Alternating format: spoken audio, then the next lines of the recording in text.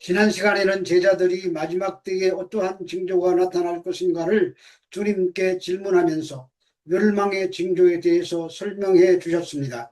멸망에 가증한 것이 거룩한 곳에 서면 그때에 큰 환란이 있을 것이며, 또한 그리스도가 여기 있다 저기 있다 하며 미혹하는 거짓 그리스도와 거짓 선지자들이 일어날 것이라고 했습니다.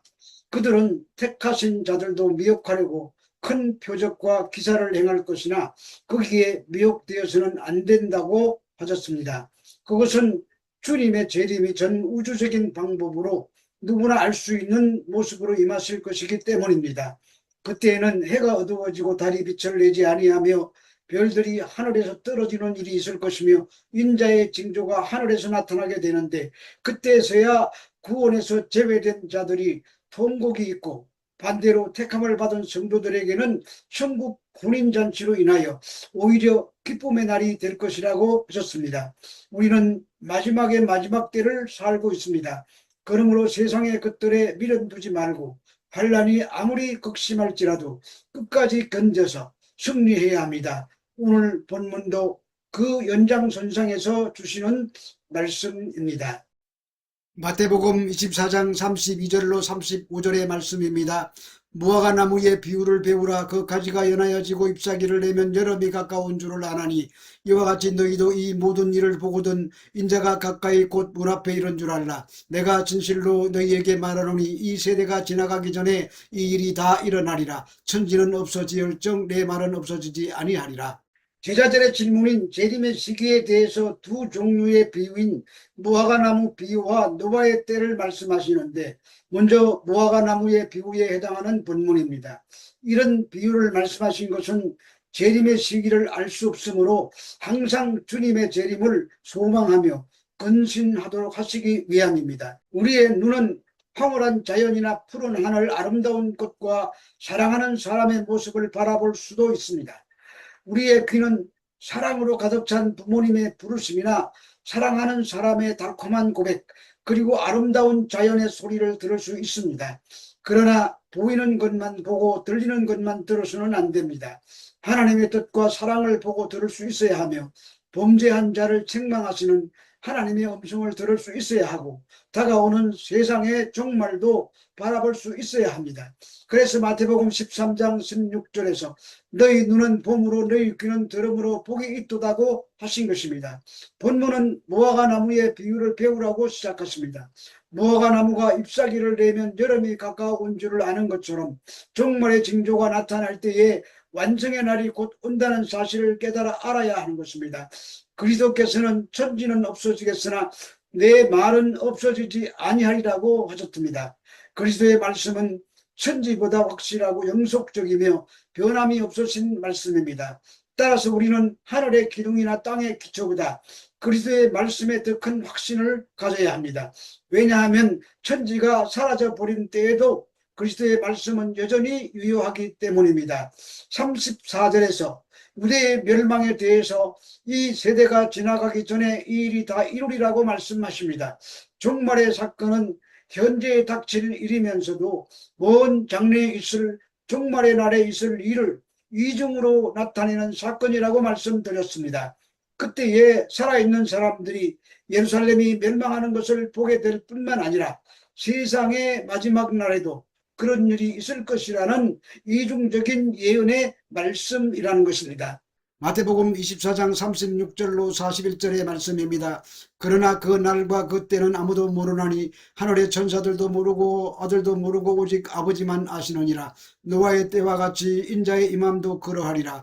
홍수 전에 노아가 방주에 들어가던 날까지 사람들이 먹고 마시고 장가들고 시집가고 있었으면서 홍수가 나서 그들을 다 멸하기까지 깨닫지 못하였으니 인자의 임함도 이와 같으리라. 그때 두 사람이 밭에 있음에 한 사람은 데려감을 당하고 한 사람은 버려둠을 당할 것이요, 두 여자가 맷돌질을 하고 있음에 한 사람은 데려감을 당하고 한 사람은 버려둠을 당할 것이니라. 종말의 시기를 질문하는 제자들에게 무화과나무 비유에 이어서 노아의 때와 같다고 하셨습니다. 노아가 방주에 들어가는 날까지 사람들은 먹고 마시고 장가가고 시집가면서도 홍수가 나서 저들을 다 멸하기까지 깨닫지 못했습니다. 마지막 때도 그럴 것이라는 말씀입니다. 사람에겐 양심이라는 것이 있습니다. 이 양심은 하나님께서 주신 것으로 사람의 선을 행하려는 욕구와 하나님을 찾아가려는 거룩한 마음을 가지게 만듭니다. 그런데 말세가 가까워 오면 양심이 무뎌지는 현상이 나타납니다. 그래서 인간은 양심의 소리를 듣지 않고 오히려 그 속에 묻혀 살며 그것을 즐깁니다. 노아의 때 우리에게 부여주는 교훈이 바로 그것입니다. 그런데 오늘날에도 말세의 징조인 죄악된 상황을 바라보면서도 양심의 고통을 느끼지 못하는 이 세대 속에 살고 있음을 봅니다. 재림의 때가 가까이 왔다는 신호입니다. 그런데 노아의 때의 사람들이나 현대의 사람들은 모두 육적인 일에 집착합니다. 육체의 뜻은 영혼을 거스르고 세상의 쾌락과 방탕을 쫓아갑니다. 그래서 세속적 집착은 영원한 생명을 상실하게 만드는 것입니다. 하나님께서는 인간을 물로 심판하시기로 작정하시고도 노아가 방주를 짓는 120년 동안을 참고 기다리셨습니다. 예수님의 재림이 지연되고 있는 것도 이와 같이 모든 인간들이 회개하고 돌아오기를 참고 기다리시는 하나님의 인내 때문입니다. 노아의 때 인간들은 참고 기다리시는 하나님께 끝까지 순종치 않았습니다. 그래서 그들은 모조리 멸망당했습니다. 주님이 이 땅에 오시는 것은 심판주로 오십니다.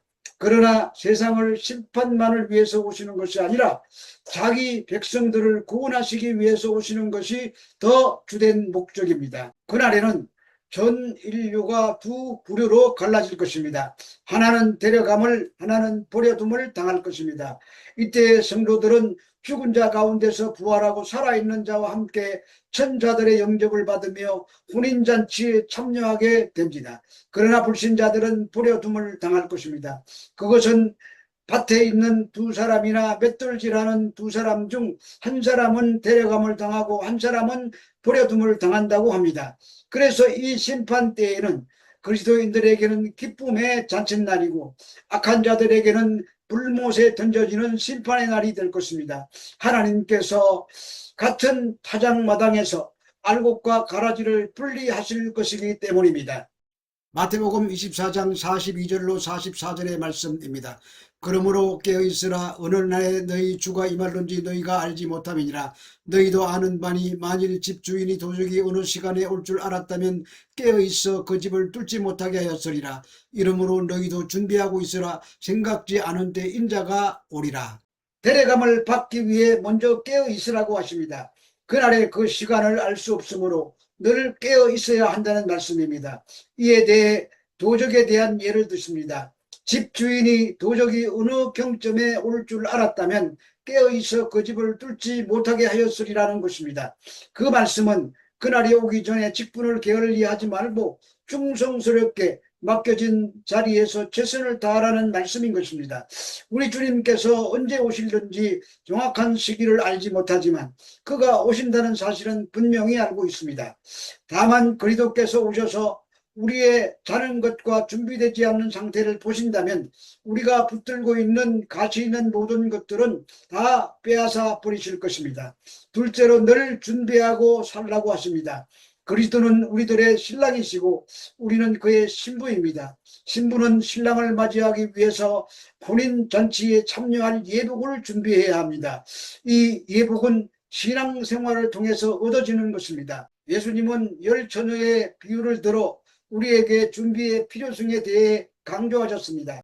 그날이 오면 성령의 기름을 준비한 사람들은 그리스도의 혼인잔치에 들어갈 것이며 성령의 기름을 준비하지 못한 미련한 사람은 멸망의 심판을 받기 위해서 버려둠을 당할 것입니다. 오늘날 우리는 비록 성도로서의 본분을 다하기가 어렵고 힘이 들더라도 참고 인내하고 성령의 음성에 귀를 기울이고 순종함으로써 기름 준비하는 자가 되어야 합니다. 그래서 그리스도의 혼인잔치가 있을 그날에 데려감을 받는 복된 성도가 되어야 할 것입니다. 마태복음 24장 45절로 51절의 말씀입니다. 충성되고 지혜 있는 종이 되어 주인에게 그 집 사람들을 맡아 때를 따라 양식을 나누어 줄 자가 누구냐? 주인이 올 때에 그 종이 이렇게 하는 것을 보면 그 종이 복이 있으리로다. 내가 진실로 너희에게 이르노니 주인이 그 모든 소유를 그에게 맡기리라. 만일 그 악한 종이 마음에 생각하기를 주인이 드디어 오리라 하여 동무들을 때리며 술 친구들과 더불어 먹고 마시게 되면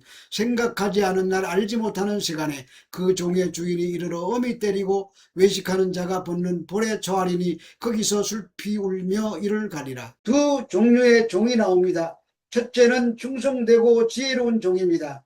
충성되고 지혜로운 종은 청직이라고 하는데 오이코노모스라고 합니다. 집을 맡은 자라는 뜻입니다.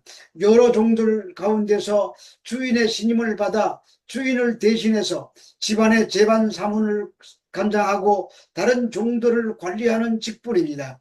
이 직분 맡은 자는 모든 사람들과 다른 종들을 생명으로부터 생활에 이르는 모든 것을 돌볼 의무가 있습니다.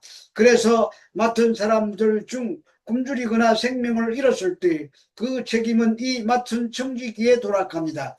우리는 사람을 맡은 종들입니다. 내 부모와 내 형제, 친척, 그리고 친구들을 그리스도께로 인도하여 생명을 얻도록 책임 맡은 자들입니다. 그 책임을 소홀히 할 때 종은 주인이 벌을 받아야 합니다. 충성되고 지혜 있는 종은 때를 알고 있는 사람입니다. 그래서 자신에게로 모으고 끌어안는 아집과 고집스러운 종이 아니라 모든 자들에게 때를 따라 나누어 주는 종입니다. 하늘의 복음을 나누고 물질을 나누고 자신의 기쁨을 나누어 주는 자입니다. 그와 반대로 악한 종은 주인이 곧 오리라는 것을 믿지 않습니다. 주님의 재림은 주님이 세우신 언약입니다. 이 언약은 파기될 수 없는 하나님의 구속 사역의 완성이기에 반드시 다시 오실 것입니다. 악한 종은 이 언약을 망각합니다. 그들은 주님이 드디어 올 것이라는 안일한 생각을 합니다. 그래서 적당히 놀고 먹으며 자신의 책임을 다하지 않습니다. 뿐만 아니라 다른 종무들을 때린다고 합니다. 박해한다는 말입니다. 술 친구들로 더불어 먹고 마신다고 합니다. 술 친구들이라고 하면 하나님과의 교제를 끊고 세상의 향락에 빠져서 하나님께 합당치 못한 자들을 말합니다. 그날은 악한 종에게 가장 비참한 날이 될 것입니다. 엄히 때린다고 합니다. 이 말은 원어로 디코토메소이인데 두 조각을 낸다는 뜻입니다.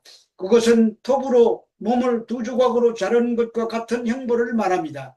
그러므로 종인 성도는 이웃들의 환경과 처지, 그들의 슬픔과 고통을 돌아보아 그들에게 빛을 주고 소망을 주어야 할 책임이 있습니다. 그리고 주님께서 다시 오실 그날을 생각하며 맡겨진 일에 충성을 다해야 하는 것입니다. 우리는 지금 종말의 딸을 살고 있다는 수많은 증거들을 현실로 맞이하고 있습니다. 기후재앙이나 전쟁이나 기근이나 지진이나 인간을 뛰어넘는 AI의 출현이 단순히 그 증거가 아니라 사람들의 마음속에 심지어 믿지 않는 사람들까지 이미 종말이라는 현실을 심중에서 부정하고 있지 않습니다. 주님은 반드시 다시 오십니다. 깨어서 충성스러운 종으로 인정받아 천국 혼인잔치에 참여하는 지혜로운 분들이 다 되시기를 주 예수 그리스도 이름으로 축원합니다.